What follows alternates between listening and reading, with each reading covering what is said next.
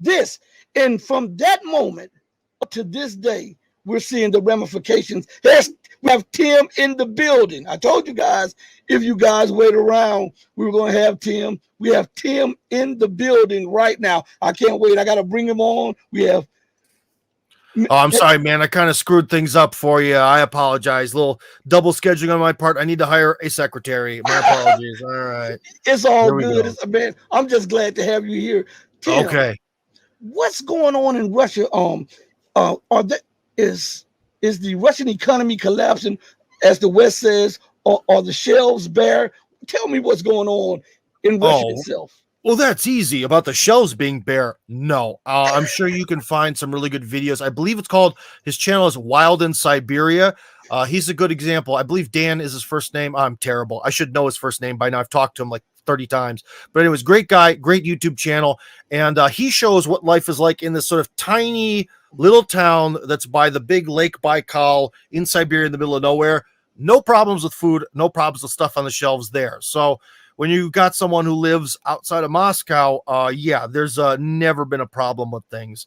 In fact, a few years ago, I even posted a video. I went to the hardware store and bought a bunch of stuff, and everything in the cart was made in Russia, except for one thing made in China. And everyone was really sort of like, wow. And that shows the difference, because when I came to Russia, nothing in the hardware store was made in Russia, practically. Wow. That all changed during the process of these last 15 years or so. Well, what made you go to Russia in the first place? Well, this is going to be the first time I've ever talked to this issue about with someone who might be from the community. I'll put it this way. Let me explain. I couldn't find a place in America because I might look really, really like your typical, especially by my accent, typical white American guy. But I'm from the hood, man, and I could not make it in white America. Like, dude, I don't know how you feel about white America, but I know from all the people I went to school with. In fact, one year in 6th grade on the American football team, I was the only white guy. So this part of my arm was exposed. So everybody knew my name, right? So that's kind of the world that I come from, where I was like the only white guy, right? And so it's a different culture. And so, you know, I one time, this is a good story. I actually told this recently, but I'll tell it again. Like, I took one of these girls I was dating out to some kind of like prom or dance or something. And so this is like a Catholic school. These kids are from money, right? And so I kind of, you know, stumble in there. Everything's all screwed up. One thing I never picked up from Cleveland was having any style. I got no style, man. This is the only style I got. So I go into this dance, right? Yeah. Oh, you're getting a lot of echo there. Oh, okay. Yeah, go. I can. You be careful. Am I echoing now? No, now it's not. What happened? Okay, but anyways, so I go to this dance, and this teeny tiny miniature man goes up to me and my girlfriend and kind of just starts with this like hate fest on her, and I'm just like, but you're 2 feet tall. You can't do that. I don't know what your background is from. Are you from the sticks or are you from the city? I'm from the city. You're from the city? Well, you know, if a guy who's 2 feet tall comes up to your girlfriend and starts hating on her, bang. Yeah. And so, but actually it was the opposite. It was so foreign and so alien to me that I was just stunned. I was blown away. And it's like stuff like that, or to this whole thing of like, I was a Peace Corps volunteer, and all the people that I served with were all like talking about their like traumas and their need for personal space and all this stuff. You need to understand my emotional needs and all that stuff. Like that whole like Starbucks drinking, the antidepressant popping, perfect white picket fence. If you walk on my grass, I'm calling the police. That universe to me is completely alien. So because I kind of grew up in essentially a neighborhood where I was part of a small minority, you know, I adapted more to the African-American sort of political worldview of things, you know, and, but on the other, if you look at me, I couldn't make it, man. And I'll tell you what, if you're a guy who looks like me and you walk into the certain barbecue restaurant, everyone in there's like, just silence, just, you know, you should leave. You know, you get a lot of that. you also, most people in America aren't racist, right? And I'll tell you one thing: most African Americans, the vast majority of African Americans, are not racist. They have no problem with me, but 1 out of every 10, or maybe on a bad day, 1 out of every 5 does. And when that's everyone you live with, it's every day it's something, man. Every day it's something. Every day it's, I'll give you one example. One time I was in sort of a goofy mood. I don't know why, and it was in school. So the girl behind me, just hands me like a test, like, how you pass papers out in school. One kid passes the next, passes the next. And so I go like, oh. And the response to that is, why you be snatching? And then all of a sudden, from why you be snatching, all the other black kids in the room, which was the overwhelming majority, were like, it's essentially like, dude, you're out of line. Why did you do that? You're disrespecting. And we all know why. It's that stuff. It happens like not every day. It happens often enough. I'll put it that way. Right.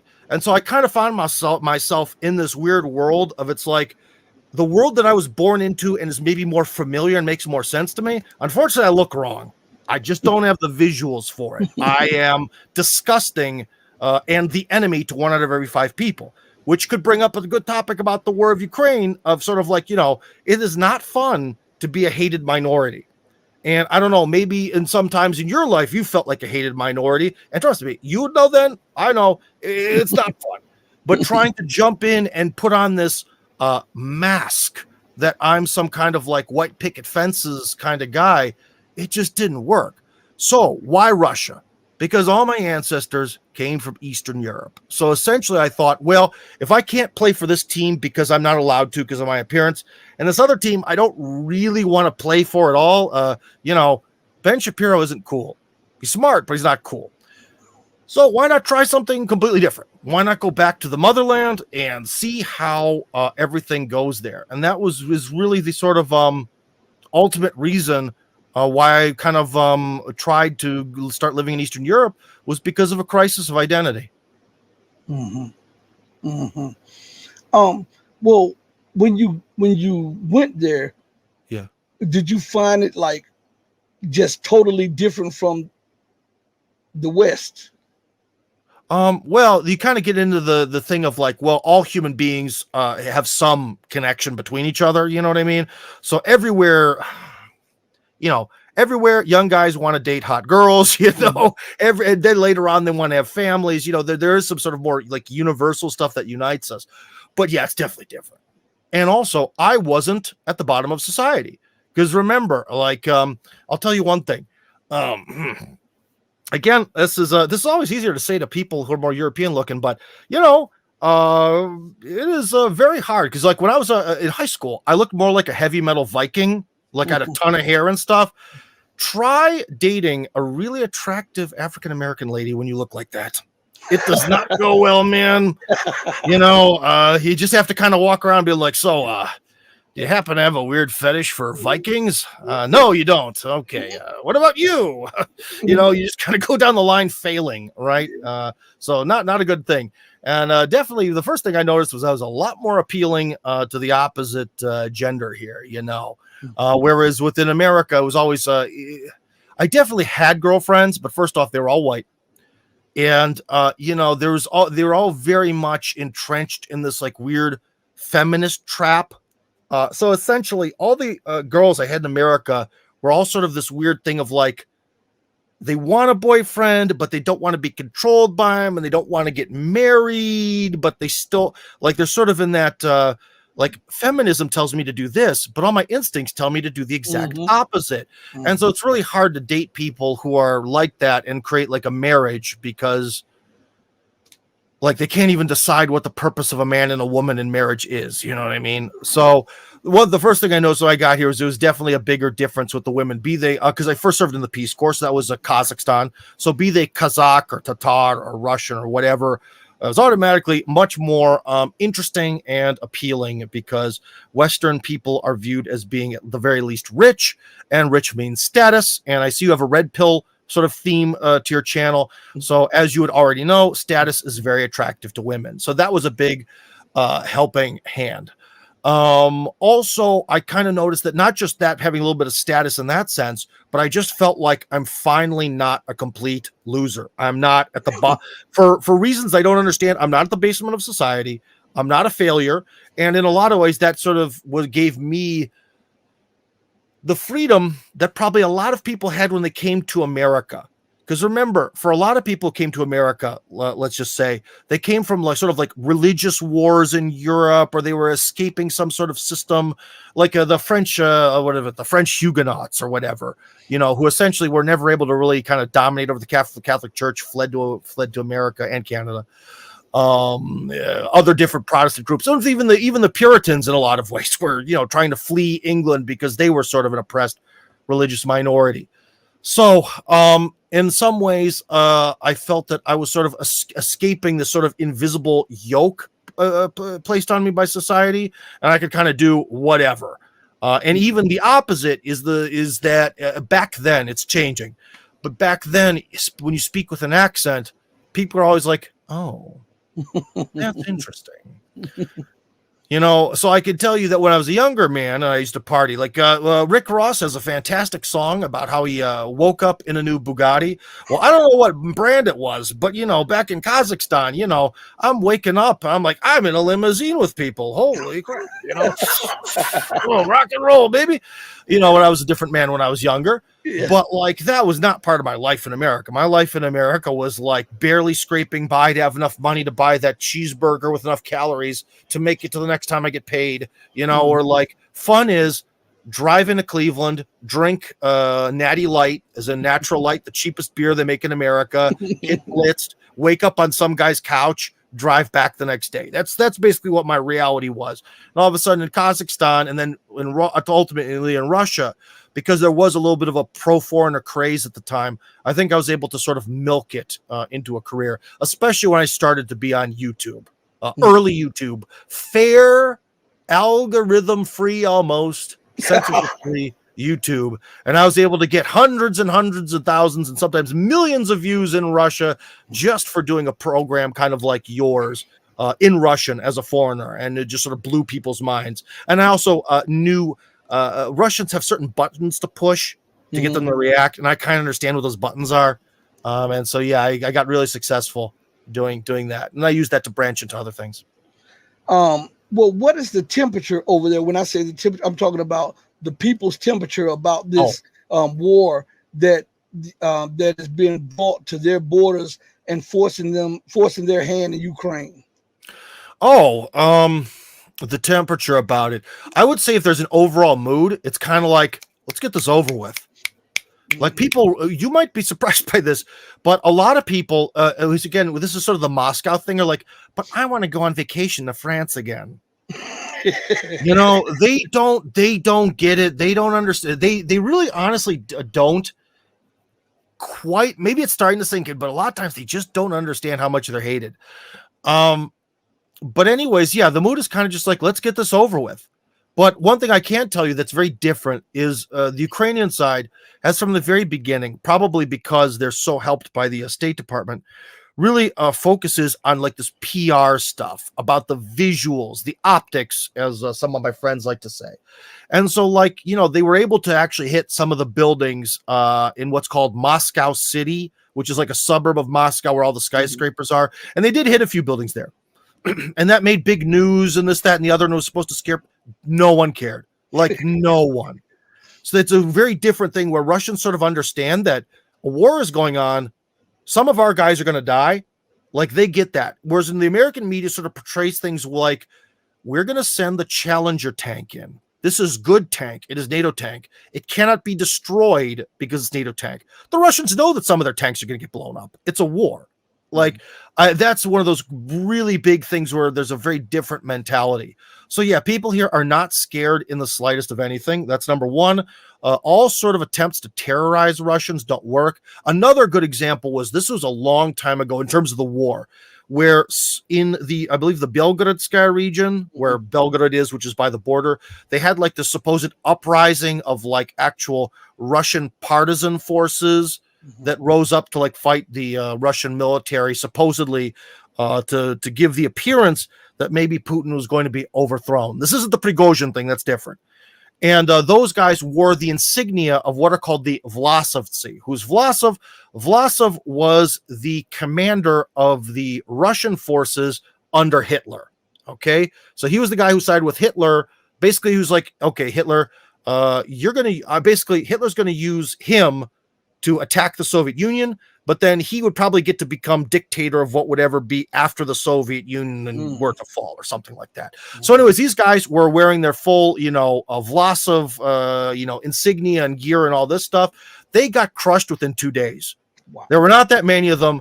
They got absolutely just ripped to shreds by the police and the army and all that. So that's like another example where when that happens, when you have this sort of PR thing of like, look, there's a revolution happening in Russia, and the revolution gets stamped out, killed to the last man within 48 hours, it turns out to be an opposite PR victory. You know what I mean? And also the Vlasovцы are generally, as a historical thing, are generally considered to be more like a traitorous negative element in Russian history, not so much like a cool, they were against the system kind of element. I can't really think of in American history what would be one. Well, generally, I'll put it this way. When I went to school, they did not have a lot of nice things to say about the South or the generals of the South. So maybe you could say it's kind of, they'd be like the Klan. Yeah, it would be like a Klan uprising is like the Vlasovцы, where of course, some people agree with them, but very few, thankfully. Well, what is the mind state of the people over the mercenary group, the Wagner group, and Prigozhin, and the things that took place, and do they believe that America assassinated Prigozhin? It is very unclear right now. When you watch like a TV show about it during those times, it's sort of unclear. It is the weirdest thing that's happened. The whole Prigozhin uprising is the weirdest thing that I've ever seen in Russia, because in general, despite what the media says, the Russian media tends to not engage in any sort of like false flaggery or like this bad thing happened, so we must change these laws. Like they don't really do that. That's not really the way things are. But with this thing, it was just weird. It's like there's an uprising, but how could he possibly think it would make sense? Also, they knew exactly where he was going. The highway that he was going up is the highway that I live next to, which was going to be lots of fun if an artillery shell missed. It's just bizarre, and there's a lot of interpretations. So, some say that he was killed by the system here. Some say he was taken out, that basically Putin sort of later cut when he was killed on the airplane, that essentially after he misbehaved, Putin sort of cut his protection. And without protection, he was able to be taken out by the Ukrainian side. Some think it was the American side. Some people think he's still alive because of, what was the reason? Oh, no. It was something about like the actual list of who was on the plane versus what bodies were found, that maybe he just sort of, whatever objective he had when he did that uprising, which looked kind of fake to me, this real or fake uprising, maybe they just needed him to disappear and vanish into the ether. Who knows? So I would say it's really, the public isn't super concerned about it, but I would say it's at this point, we'd label it more of a mystery. Whereas other things like in Russia, when Putin revealed, he said in the form of a revelation that the CIA killed Kennedy. So like stuff like that in Russia is now a lot more solid, because that was one thing that I think maybe the Russians thought would have more of an effect on American society as kind of like a spite for sanctions, but no one cared. So in Russia, it's official that Kennedy was killed by the CIA. So, yeah. And I had thoughts that maybe they needed him to disappear and that he was not killed, because the whole uprising didn't make sense to me, and he was going up that highway, and how was he going to refuel and all of this stuff? The refueling question, because the whole refueling question is nuts, and people even raised the point of like, these he went like 700 kilometers, and these are armored personnel carriers that are in the summer. It's hot in those things, man. So like it just didn't seem really super plausible. Also, despite the fact that everyone, maybe I missed it, but everyone repeats some sort of information that they launched some sort of rockets that took out like one or two helicopters, that some people did die in this. However, I've never seen a video of it. I've seen a video of someone supposedly launching a rocket, but the people in the video have this certain way about them, and let me explain. I've seen the way that Russian bodyguards look and like the Secret Service agents look. They all sort of have a certain manner about them that's unnatural, a sort of normie. I'll put it this way. It's kind of like if I was today to try to dress up like a rap star. Like I'm a father of 2 kids and I'm not cool, and I'd be like, okay, and I'd look like a clown. It would look unnatural, right? And when those sort of Secret Service-ish bodyguard guys, they try to like look like normal people, they always look weird and off. And so there is one video where one guy is like shooting a rocket, and the people around him are all that kind of like weird bodyguard guy. They're all guys who are 20 to 40, super in shape, dressed extremely cleanly, but in normal like civilian clothing. I don't know. I don't buy it because of that. It's just, if you lived here, you'd kind of see that there is like a bodyguard type of person, and they're all the same in their mannerisms and all that. And also the rocket doesn't hit anything in the video. It's just sort of like launched. It's like, well, someone launched a rocket, so it had to have hit something, right? I don't know. Yeah. Weird. Very, very, very weird. Yeah. One of our channel members has a question for you. Let me put it on the screen. There you go. Yeah. Do you feel that Russian people have a different view of the military than Americans? Being invaded from the West several times in history, the population paid with blood, so Russia could win. A bit. One thing that I think as Americans in the past, we sort of had this attitude of a different attitude towards the military. You also seem to have some gray in your beard, so I think you can remember a time when the Soviet Union had a lot of military parades. That's bad. That's showing aggression. They're putting all these like rockets and stuff on Red Square and these things. That's bad. In America, you didn't see the military. Really, during the Cold War, you didn't see a lot of the military. And now, the last time I was in America, which unfortunately, due to my bad behavior in the media, might be the last time I ever get to see the United States, which is kind of sad, but something I expected would happen eventually. I believe it was like some sort of beer ad, and they have like 3 soldiers advertising beer, and one of them is obviously gay, like super gay, like this Bud's for you, honey. Like, you're like, whoa, not only has like society become like super militarized, you must support the troops, but it goes into this clownish mandatory homosexuality. So one thing, even in America, our view as Americans of good countries that are respectable, you might maybe have a gun in your waist, but you don't show it off. And that's kind of how America was about the military. So our attitudes towards this stuff have really changed. In Russia, being like, we have powerful army, we have big parade, everyone love it. That's very default, right? They don't see that sort of dynamic where showing off missiles means you're an aggressive person. That kind of here doesn't really exist. If you want to talk about sort of like the average level with the military and how people interact with it, I don't know. They definitely have had no problems filling volunteer quotas in Russia, unlike the U.S. military, which always has trouble with recruitment. But then again, there's a crisis here. Obviously, if there was a crisis in America, maybe recruitment would go differently. It's kind of a hard question. The Soviet Union, since they had a mandatory draft for everyone for 2 years, I would say that almost serving in the military was also a little bit more of like a rite of passage that everyone had to do. Now you're still supposed to, but there's a lot of ways to get out of it now, and it's only for 1 year. So I think the prestige of it is maybe a little lower. I don't know, but I do know that the salaries are real good. You want to talk about 2 places in Russia where there's a nice parking lot, i.e. people have nice cars. Any government, like the state government or the federal government, big government buildings, army bases. Go outside of an army base, cars, new cars, because their expenses are low, their salaries are very high by Russian standards, and they get all sorts of perks and bonuses and all that. So I'm not. If you want to talk about the population paying with blood and all that stuff, World War II is real. Like that's one big thing. Oh, that's one thing. Yeah, I tell Western foreigners here is if you don't agree with Russia's interpretation of World War II, just don't talk about it.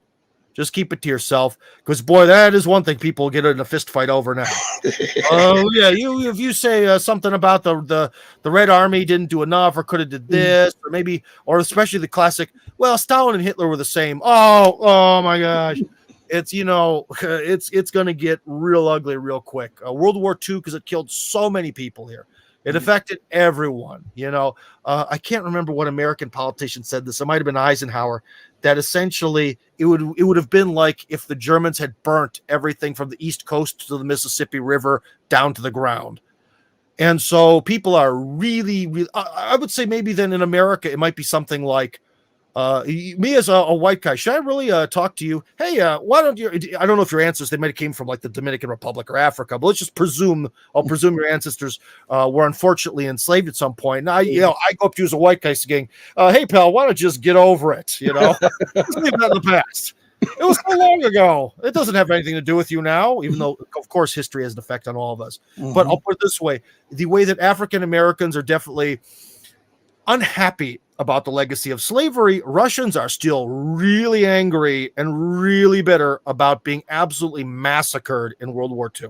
No one is happy about that, and no one forgets. In fact, the thing that's on every monument is in Russian. It's no one will forget, nothing will be forgotten. Is sort of like one of the most popular mottos about World War II. So, are the people in Russia pushing Vladimir Putin to intensify the war because listen, the United States and NATO, they continue to push and push past the red lines, and they continue to ignore Russia's warnings and signals. And are the people in Russia on the ground wishing that Russia would be more assertive and just go all the way? Well, the blogosphere is, like the kind of like people who write about this stuff, be they political analysts or armchair quarterbacks or whatever. Yeah, there's been a lot of that where there's been kind of a push of like, what are we waiting for? Let's just, get this over with. Let's end this here. But if you want to talk about more like the quiet, the silent majority type of people are just kind of like living their everyday lives, because, ultimately, except for the guys who were, sort of, because drafted isn't really, I don't think, the right term, because they're not taking people who haven't served before, but the people are sort of raised up to go off to the front. Obviously, their lives changed a lot, and their wives and children back home as well. But, for a lot of people, life hasn't changed really at all.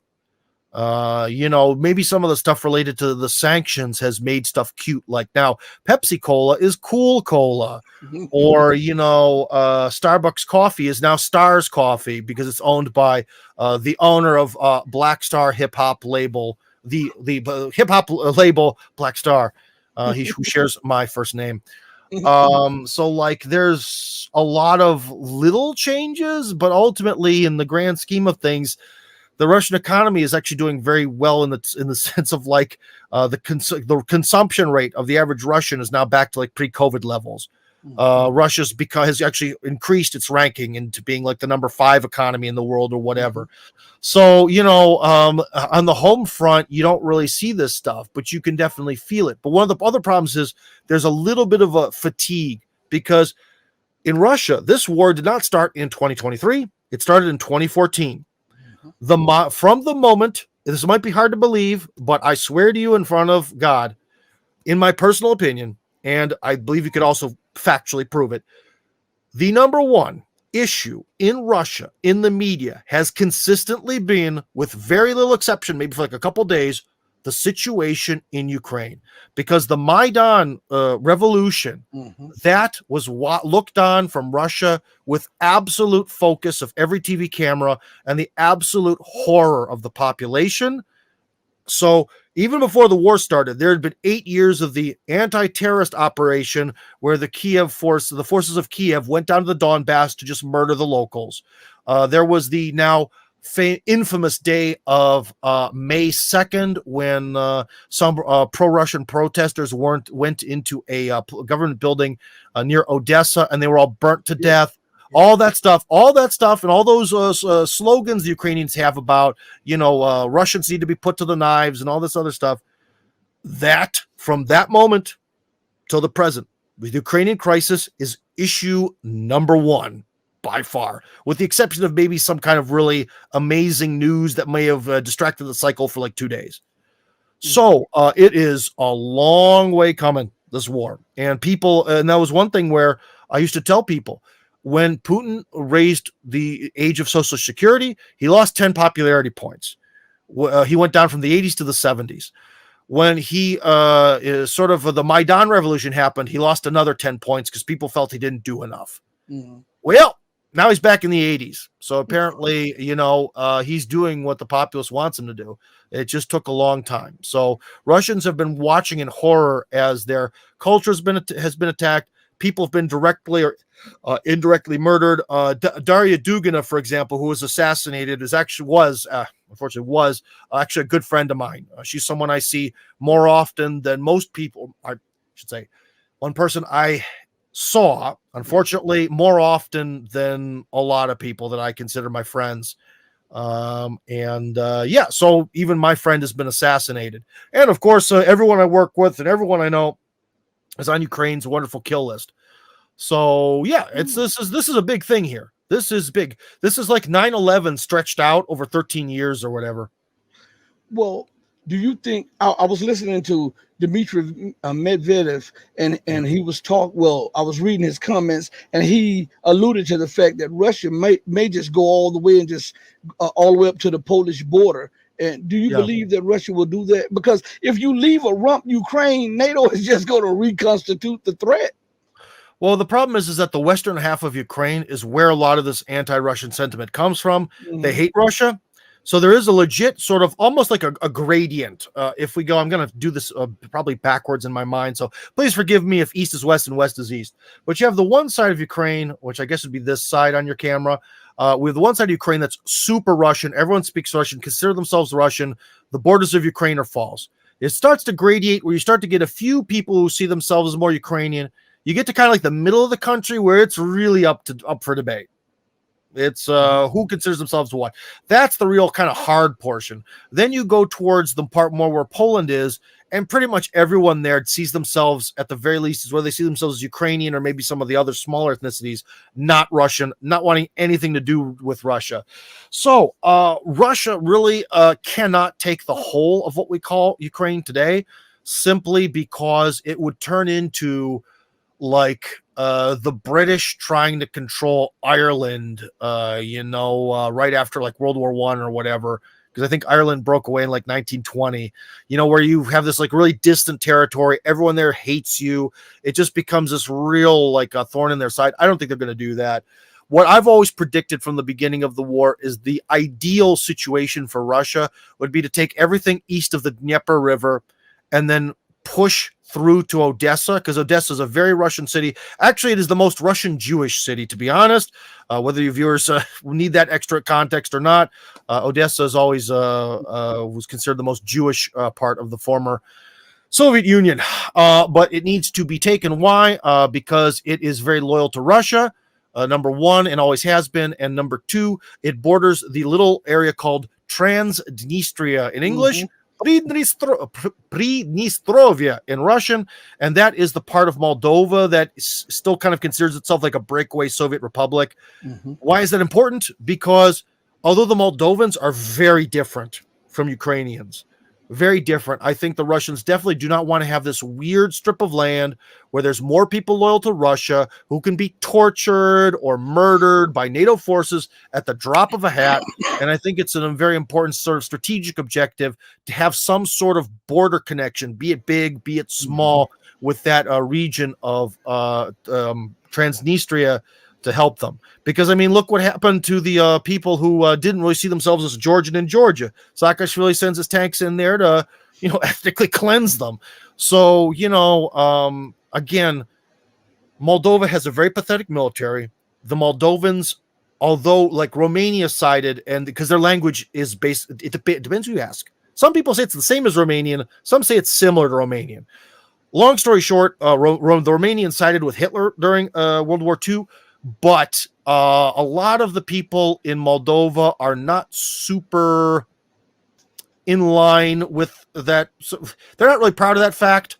And so you don't really have this whole like closeted Nazism culture. Because in a lot of ways, Ukraine is the perfect storm, because everything that happened in Ukraine, thanks to our friends at the U.S. State Department and our wonderful U.S. tax dollars, they've done the same programs in every former Soviet republic. Every former Soviet republic, they invested money to sort of put a tax on the Russian language to get people to, for some reason, stop using Russian, while at the same time making sure every kid learns English at school. So the linguistic stuff is in all the former Soviet republics. All the Baltic states, which sided with Hitler, all have this sort of like, their tiki torch parades, and they're allowed, even though they're in the EU, they're allowed to have all the Nazi marches they want, because if you're a Nazi and you're against Russia, that's acceptable in the EU for now.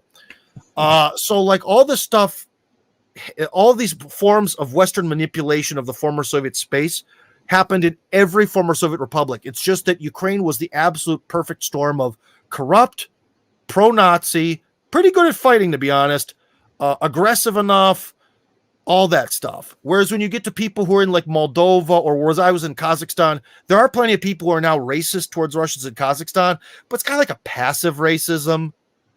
It's not a let's lynch them racism. It's just kind of like, these people are bad, I'm going to make jokes on them about them online. There's not the critical mass. So I'm not super worried about Moldova, but why risk it?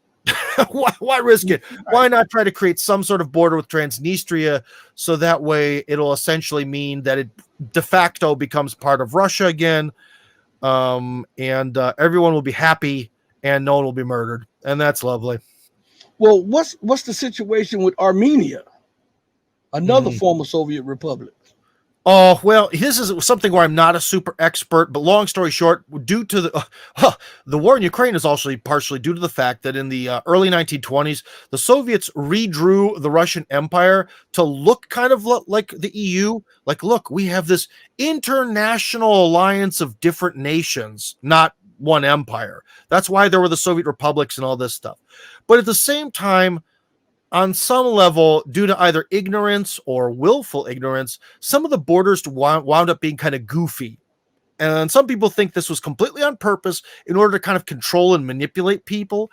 And so the border between Azerbaijan and Armenia is very, very goofy and doesn't really reflect the populations or the geography. And long story short, you get into this classic situation across the globe, especially where you have these ancient civilizations. Because remember, the first Christians, Armenians, in the sense of being like a state that's Christian, was Armenia, okay? They were the first Christian state. So they're old, okay?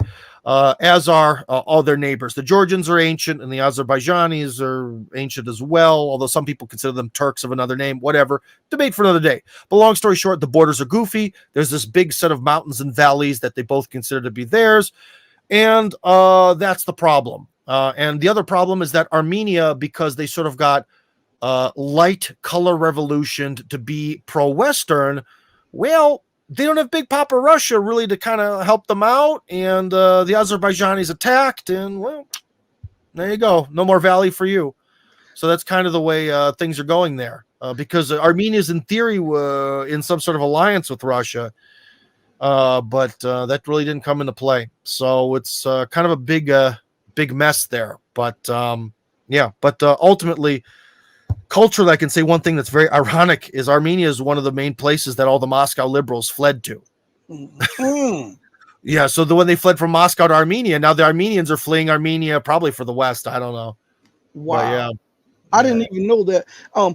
And I won't hold you much longer, but no, we can go. I got time. I've got time. I got at least another 30 minutes. Okay, well, what about, isn't that a failure of Russian intelligence to allow for these color revolutions in its sphere of influence in the former Soviet republics, and also to allow, because I know they have pull, and I know they have levers of power if they intervene to stop this, because these things are national security threats, because everybody knows that America wants to balkanize Russia and siphon off the resources. Yeah, well, it is every color revolution that succeeded absolutely was a massive failure for Russia.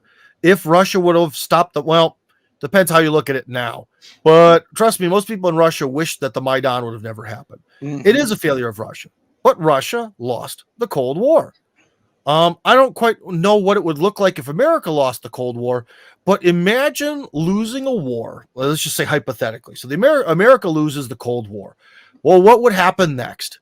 Essentially, everyone would lose their jobs because the Soviet system would have to come in. They'd have to go in with the big hammers and sort of be like, look, we're going to collectivize everything.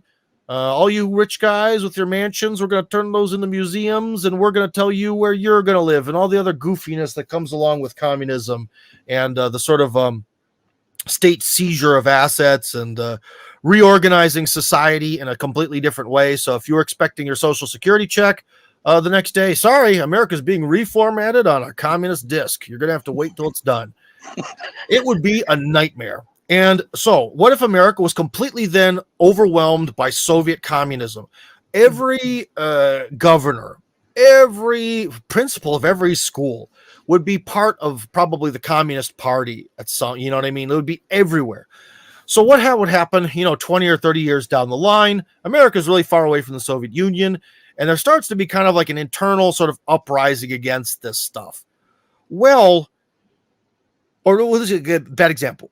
20 or 30 years down the line, someone is attacking Mexico, is like attacking Texas or something. They want to seize Texas. Well, you would think America has to rise up and protect itself.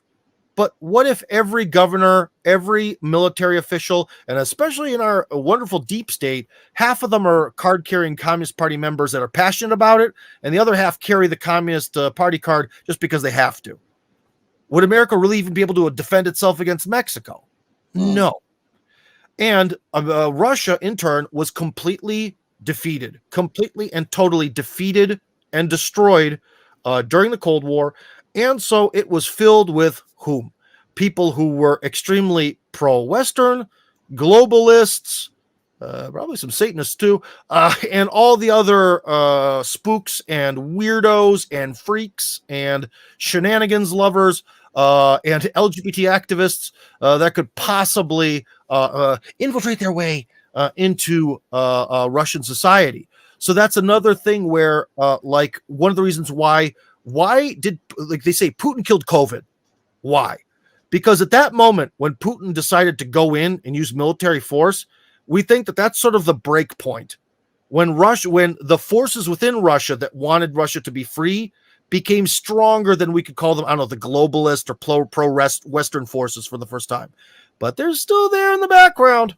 They're still there in the background because don't worry, there's been a lot of laws and regulations and this, that, and the other that have all been written by like the World Health Organization, the World Monetary Fund, even though that got kicked out of Russia a long time ago.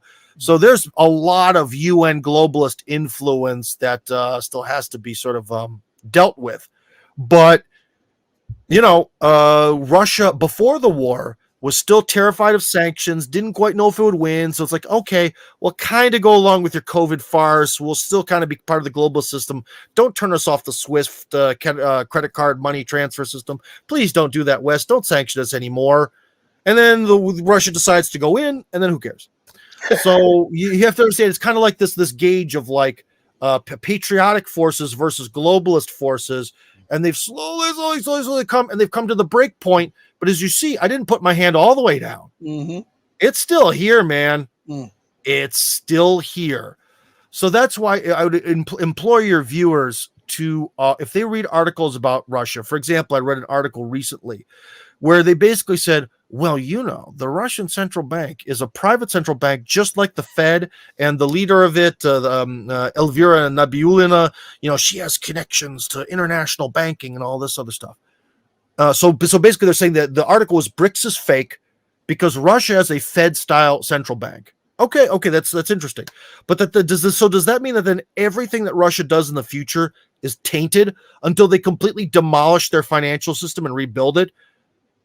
Because you can't do that. Because if you demolish your financial system, it'll just be taken over by globalism again. You see what I mean? It's this process of changing, infiltrating, getting the right person in there. It's kind of sort of in some ways what like people like Trump, I think, want to do in the deep state. What if tomorrow in the U.S., maybe not the military, What if tomorrow in Congress, Trump basically says, I've got billions of dollars. I'm going to lobby all your campaigns to the Republicans, but you're loyal to me. Mhm. Everything would change. Everything would change. Or even in the military, if we had some generals there, because I keep hearing, especially if your viewers are fans of Judge Napolitano, all of his experts essentially say that really all the generals that are at the 4-star level are just massive butt kissers and they'll do anything. Yeah. And what if tomorrow that wasn't the case? Things could change very rapidly in a very different direction. And I think Russia was able to meet that breaking point. But it's just like if in America things changed a lot tomorrow, it's not going to get rid of the liberals and globalists or anything like that, not for a long time. So, Well, do you think with American insanity, because that's what her policies are, they're insane. Do you think that Russia will continue to allow them to flood Ukraine with missiles and weapons and not respond? Because some of these missiles are raining down on Russian cities. well, not that many have gotten through. Raining down sounds like a Yeah, lot. yeah. I shouldn't A say that. handful here and a handful there. Well, that was one of the things with that whole grain deal. Why the Russians canceled that is they believed that it really wasn't about grain; it was about getting weapons in by sea. So, in theory, the ports of Odessa were all destroyed. So, in theory, it's very hard to land anything big in Ukraine by sea anymore. Pretty much all the railroads have been hit at one time or another. But the thing is, Ukraine is a huge territory. And in fact, even the part of Ukraine, again, near Odessa, that's like by, was it Bulgaria or Romania? My brain is not working. I'm thinking it's the more the Romania. That part, they even blew up like a lot of the Russians blew up a lot of the bridges there. Yeah. So getting missiles in, I mean, it's possible because there's just so much space and everything that's around Ukraine on that side is in theory part of NATO. So there's a lot of space to work with. But on the other hand, the Russians do hit it. Because if you remember, the British were sent over all those depleted uranium rounds, which were supposed to cause, a lot of trauma and intoxication of the eastern part of Ukraine where they're fighting. The Russians actually hit that on more the western central part. Like they really actually hit all that. They kind of really put the effort in to really narrow that down. So all of that sort of toxic stuff more went north and west into like Poland and stuff. Unfortunately, Poland again, unfortunately, always a casualty of wars. It never starts. And I wanted to ask you because there's a big brouhaha about always invoking the threat of the invocation of Article 5. Why Yeah. is it that Russia allows NATO to import weapons that are openly being used on Belgorod or trying to be used on Russian territory? As a matter of fact, just yesterday or day before yesterday, a German MP says that the missiles that they're going to transfer to Ukraine should be used, and Germany doesn't have any problem with Ukraine using those missiles on Russian territory. Why is it that is being done openly? Why won't Russia respond by an errant missile striking somewhere in NATO territory? Because they know that Western power. Well, actually, they don't. I know, but they're afraid that could trigger World War III. That the sacrifice of however many civilians die is worth it to avoid World War III. That's one of the big major theories from a lot of people who are political analysts of a better sort than myself.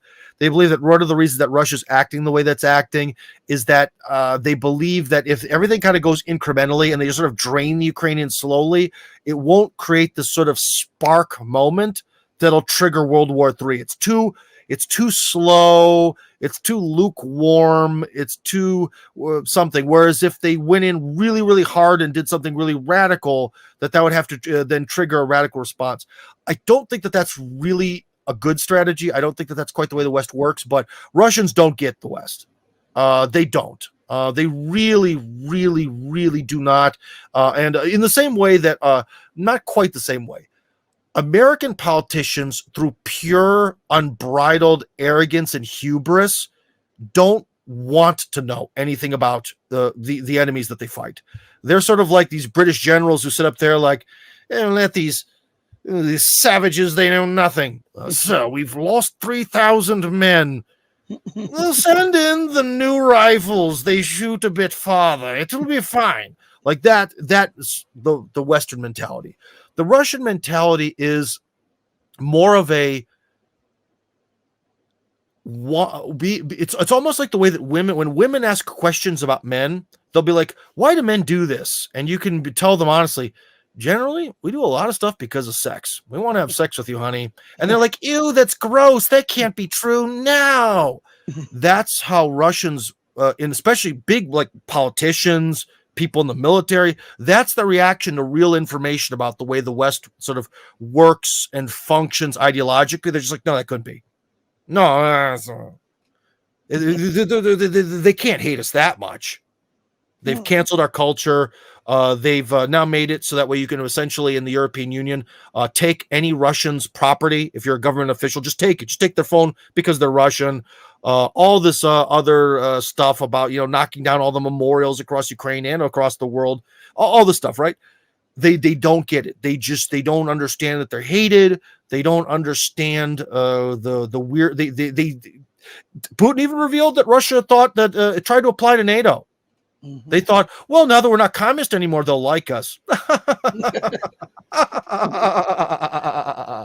Yeah, right. And that's the why Russians get mad at me, because I tell them on Russian media in Russian, they're naive, and they're it's just like with women. Men are not motivated by sex. Man, he shouldn't love me because of the way I look.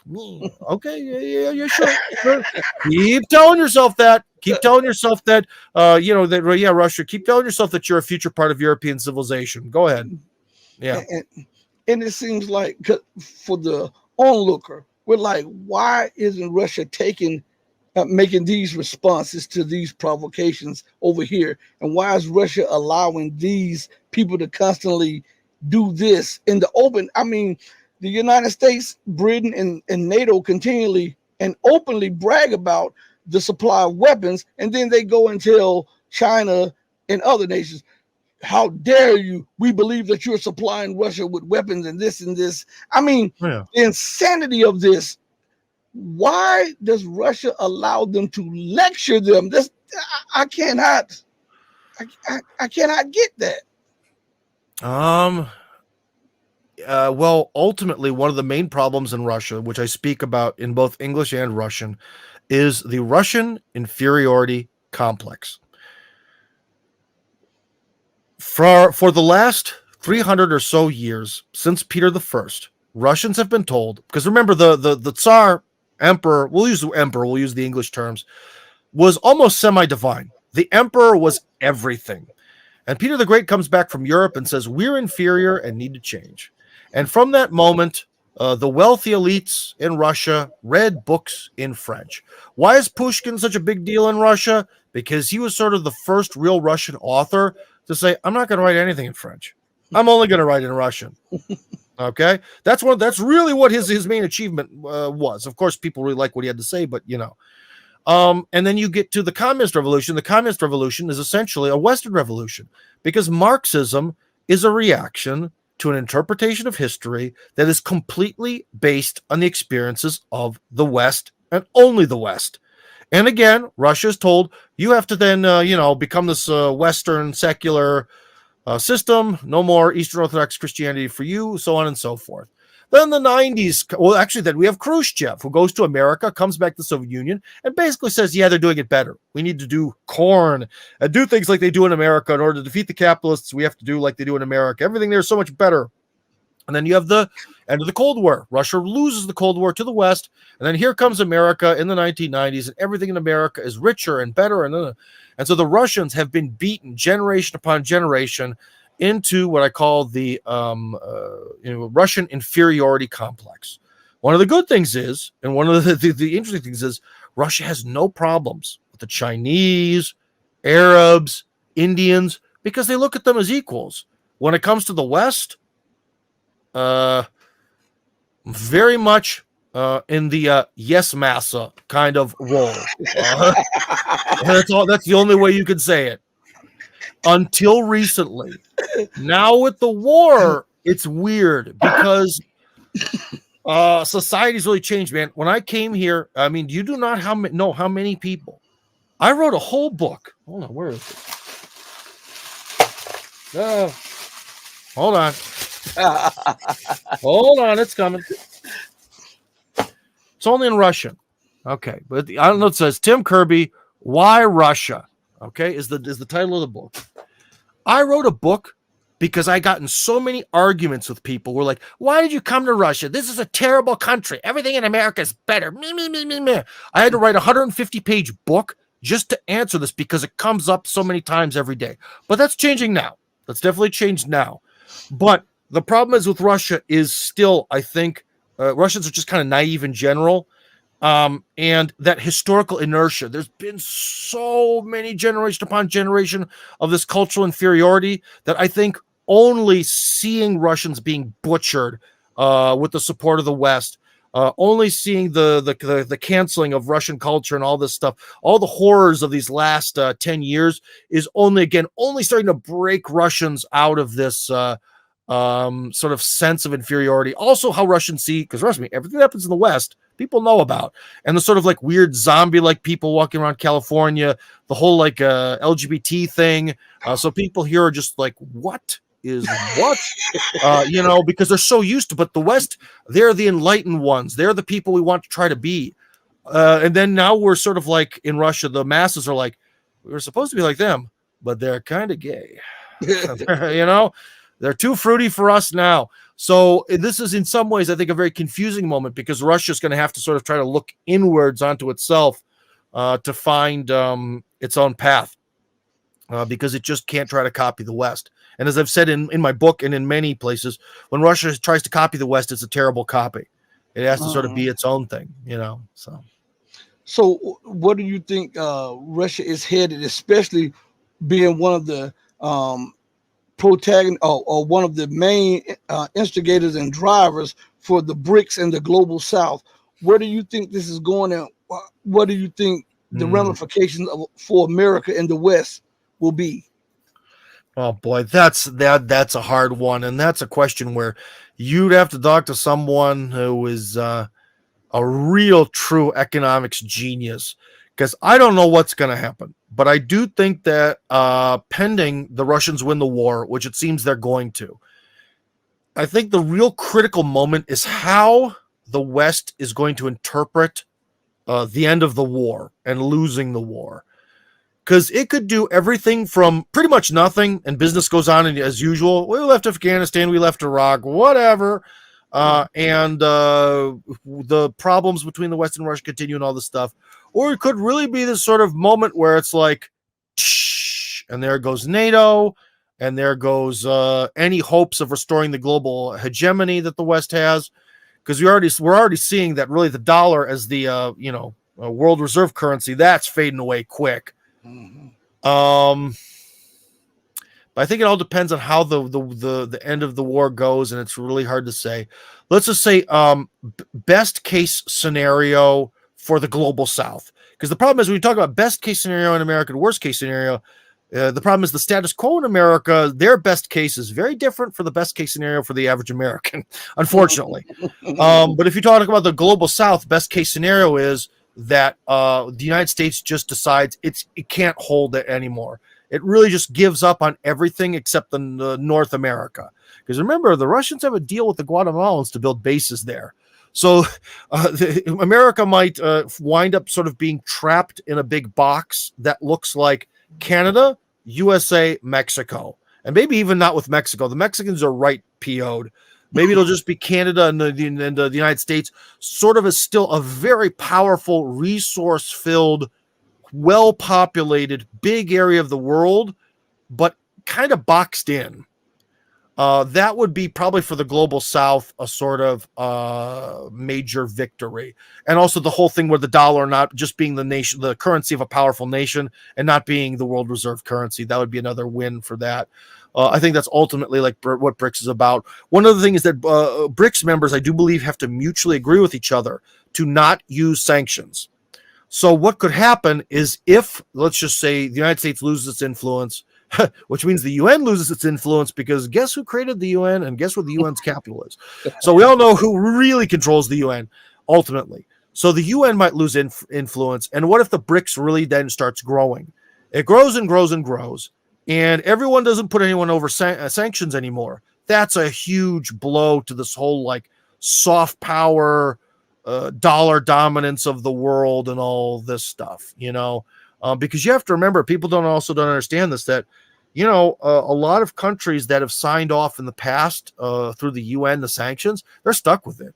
Russia has never had a problem with North Korea one way or the other, and yet they're kind of have been forced to historically do sanctions because that's what happened in the UN or with Cuba. Again, Russia has zero complaints with Cuba, absolutely zero, but they've still kind of been stuck with doing a lot of the embargo sanction BS with them too. And all that's going to fade away. So we could see, again, for the global South, a weird new future where the world is a bit more fair. Where you don't have these International Monetary Fund, I lend your dictator $1 million, you pay me back $1 billion, like all that stuff. All that stuff's gone. All this like sanctions nonsense where it's like, I'm a weak country in Europe.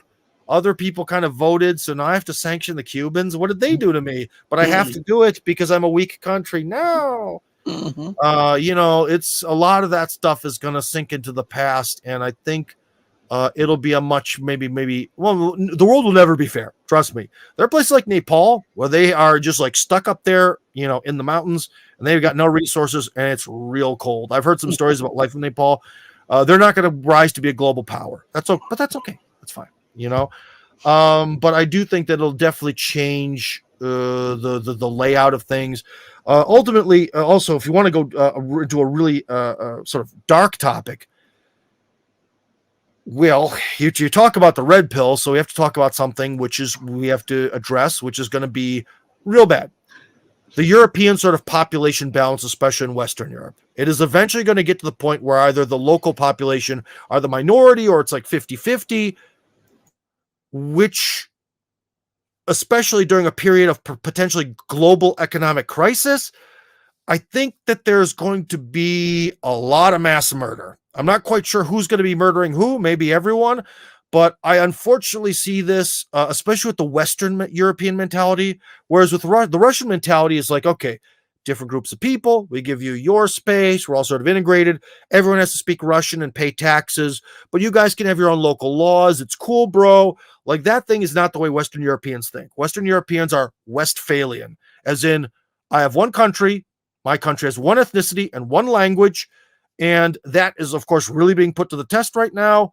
And as soon as the forces of globalism that have made Western Europe be sort of forced to accept its own sort of slow suicide, those vanish.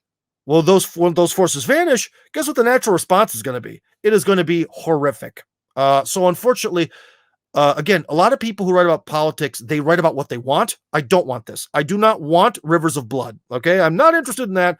Not cool. But I do think that there's going to be a horrific period of just gore all over, especially Western Europe. It is going to be horrific. So I'm not super thrilled for that, but I think that that's probably going to happen during the rise of the global South. So I think that's also a picture that we could paint in America too, with the collapse of the dollar, with the living standards crashing through the floor, and the people are made to see themselves as they are and not as the propaganda showed it, as America, this exceptional nation. And when you have to compete on an even playing field and you don't have that advantage of being able to print dollars and export inflation, I think I was talking to a couple of economists, and one of them was Gregory Mannarino. He has a good channel and he has a good investment thing, traderschoice.net. And he was telling me that when this thing goes down, it will be biblical in America and around the globe. He said that it will cause it will be more deadlier than a nuclear strike because of the debt bomb, and millions, he said, millions will lose their lives because of the lack of food, the change, the quick changing of living standards, the lack of access to medicine, and all of this stuff.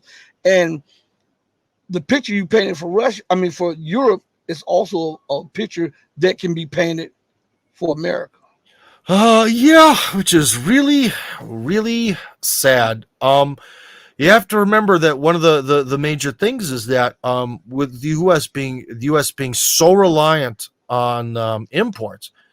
I mean, if just imagine if those imports vanished. Well, let me put it this way: this is something more common knowledge that since we're both Americans, we can both talk about. And this is something also Russians don't understand about America: is that unfortunately we kind of all hate each other, man. Like in Cleveland, you can, like I said, the majority of people don't, but there's that small vocal minority that is all you need in politics to create a lot of violence.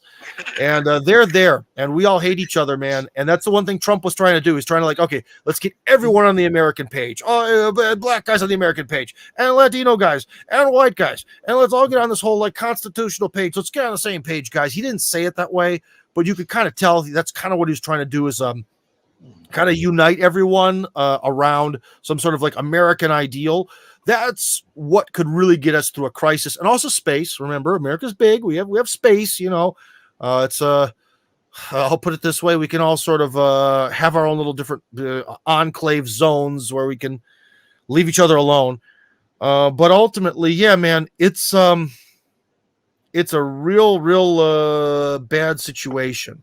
Because, you know, you've probably, I'll put it this way, we all know somebody who would never kill anyone because they don't want to go to jail. Well, what happens when the cops don't enforce anything? Oh, man, it is going to get raw, you know? Yeah. And one of the other things that is different about the United States, again, every in the, I guess this would be maybe sociology, or at least maybe with ideology. Every sort of belief you have can be a plus and a minus. You know, you could be like America and China and like Korea and Japan, very hardworking. That's a plus. It gives a lot of benefits to society, but it also can make people really miserable at the same time, right? Everything's a plus and a minus. Well, America has one of the sort of pluses in that it does have this ability of being like a sort of made up ethnicity where everyone wants to be American, can just be American, and that's great. And that's worked definitely in America's benefit. But every strength can be a weakness. And well, what happens during this major crisis? Well, if everyone in Italy is going through a major crisis, at least we can be Italian. We are all a Catholic, even though our spaghetti is a little bit different in the north. You know, there's something at least to kind of rally around. There's some sort of thing. Whereas in America, if we kind of, it seems like, especially for young people, you know, how many 16-year-olds are out there like, hey, man, been reading, you know, constitutional law recently. Really awesome. You know, that's not there, man. You know, what unites us? Like, if we've already forgotten the Constitution, nothing really. You know, and that's not good. That's really, really not good for stability. So, unfortunately, again, I am not someone who gives opinions of what they want to see, especially because things aren't looking good. The only thing I can hope is, let's just say good scenario. Let's say good scenario for America. The good scenario is now America is faced, even if there are evil globalists and freaks and weirdos who hate the American populace, are in power. They can see that maybe true globalism, they tried too early. Because, again, now Russia's a competitor, so we have to go back to men have to be real men so they can serve in the army and die for us globalists. You know, they kind of back off on the destruction of the family. They back off on the hatred of men. They kind of understand that they can't be the global hegemon anymore, so they have to at least bring some manufacturing back into America. Because why did America deindustrialize? Because it became basically the capital of the globalized world. And in Washington, D.C., they don't need factories, right? So they kind of have to step back from a lot of the stuff, and they sort of, even if their real overall beliefs don't change, they kind of have to play the game of dealing with America as being a country or one of the powers of the world. That would be best case scenario, because ultimately that would wind up being good. Because one thing that I do believe is that actually Russia provides a great benefit to America. Not in the sense of like Americans need to be like Russians. No, not that. I'm not saying Putin needs to sit in the White House. No, none of that stuff. But what I'm saying is that Russia, as this grand counterbalance to the insanity that's taken over the United States since the end of the Cold War, that's what Russia provides. It provides an option. It provides, and now, if you are like, you're a good old Christian guy, hardworking middle class person, salaries in Russia kind of suck, but boy, can you live according to your conscience way better here now. So Russia is now this competitor. America lacked competition after the Cold War, and Russia provides a competitor. Now, remember, I say competitor and not enemy. Those are different. Because, in the NFL, we've got Cleveland always competes with Pittsburgh. Unfortunately, we tend to lose. That's more like I'm hoping it'll become more like a bit more of a sports style competition where you want to beat the enemy, maybe not so much kill them. That'd be really best case scenario.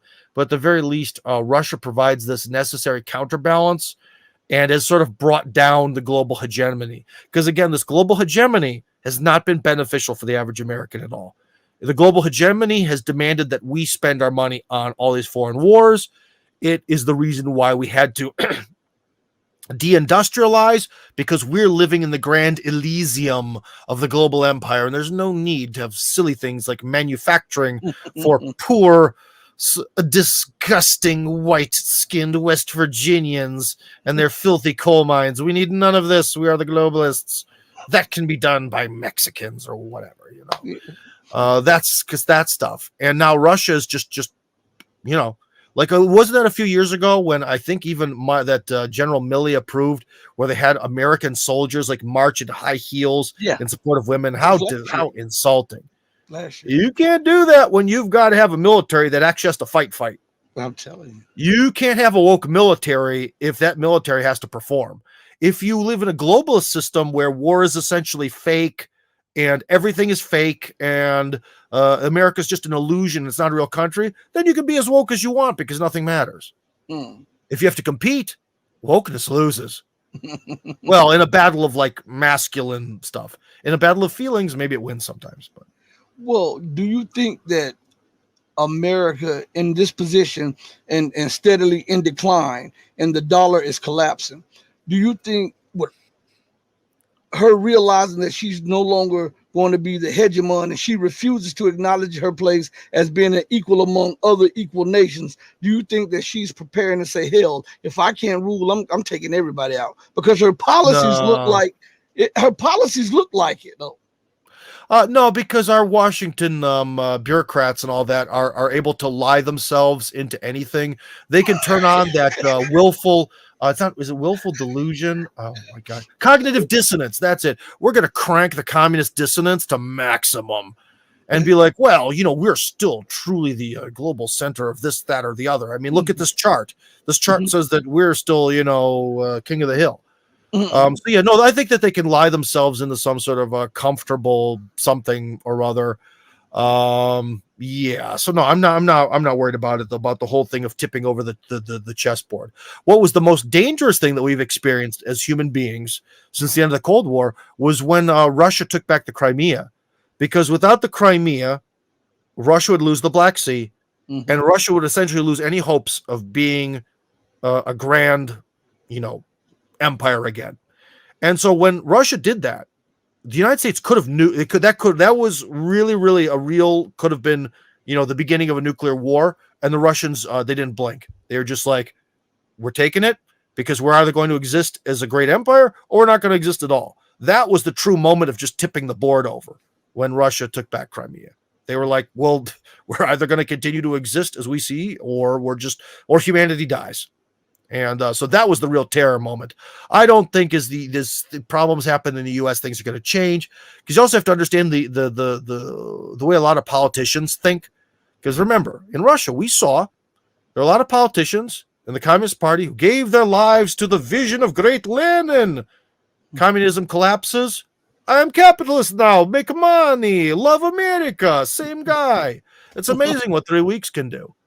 And I think American politicians will be sort of the same way, like the sort of career politicians. They're just going to kind of go with the flow. It's the scary people are the ideologues, like the George Soros, maybe Bill Gates, you could say. Again, I mentioned, I think Kissinger. Well, Kissinger Kissinger's a lot more reasonable. Brzezinski, all those guys.